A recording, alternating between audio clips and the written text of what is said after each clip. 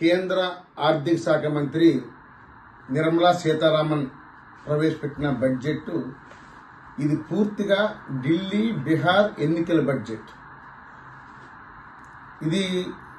ఈ బడ్జెట్ను చూసి ముఖ్యమంత్రి చంద్రబాబు నాయుడు గారు పవన్ కళ్యాణ్ సిగ్గుపడారు.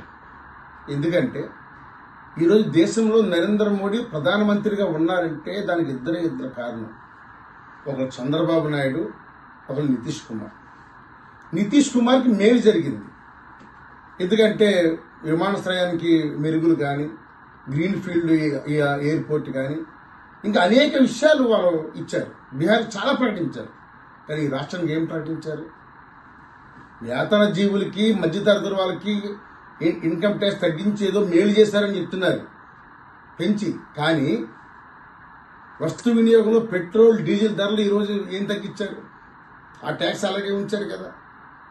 దీనివల్ల వాళ్ళ జేబులన్నీ ఖాళీ అయిపోతాయి. పేరుకు మాత్రం ఎన్నికల వరకు మాత్రమే హ్యాపీ, తర్వాత మళ్ళీ ఖాళీ అయిపోతాయి. రెండోది, ఇప్పటికే వివిధ రాష్ట్రాల్లో గ్రామీణ ప్రాంతాల్లో వలసలు ఎక్కువ జరుగుతున్నాయి.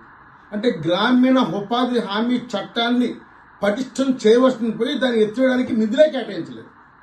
ఈ బడ్జెట్ని తీవ్రంగా వ్యతిరేకిస్తున్నాం.